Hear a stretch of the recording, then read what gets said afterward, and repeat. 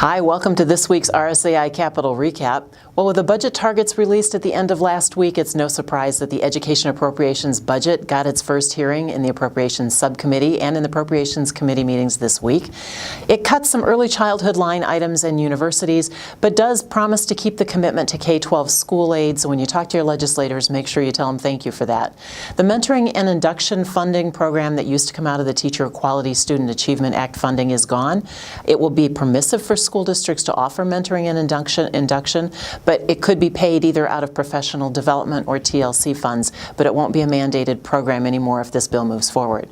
They also completely eliminate the summer school mandate or the requirement that third graders not proficient in reading will either be retained or must attend a summer school program, so those code sections are gone.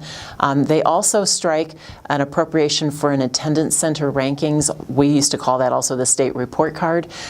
That is defunded, and some language is added that the DE's implementation of that is subject to an appropriation. But there's no appropriation, so it's assumed that the state report card will not be implemented. It also eliminates two AEA line items that offered support to school districts that could give rural schools concern.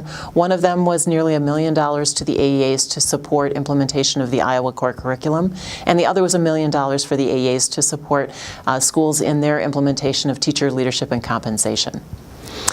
Well, some good news on the front this week is the operational sharing bill that was stuck in House Appropriations for quite a while actually did get a hearing and move forward unanimously. It's got a new bill number, House File 633, and it's now sitting on the appropriations calendar in the House for debate. So contact your legislators, and both House members and senators, because for this bill to actually make it to the governor's desk, the Senate will have to move very quickly if the House indeed gets it approved early in the week next week. The two flexibility bills that RSAI has been following were amended in the Senate and sent back to the House. Read the weekly report for details, but mostly they were friendly amendments that specify some criteria for making sure that the categorical funds met their original purpose before they're transferred. Take a look and see if those things will meet your needs.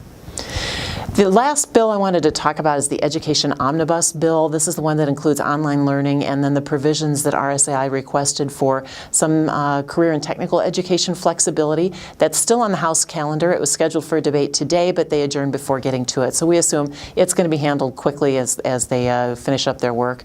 The Home Rule Bill also is still sitting on the Senate calendar awaiting debate, so that's another one you could talk to your senators about.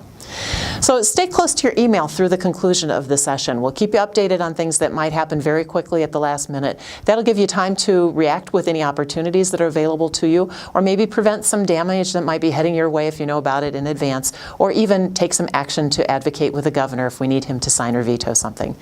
Thanks so much for the opportunity to work with you and your districts as you serve your students through these state policy days as the session winds down.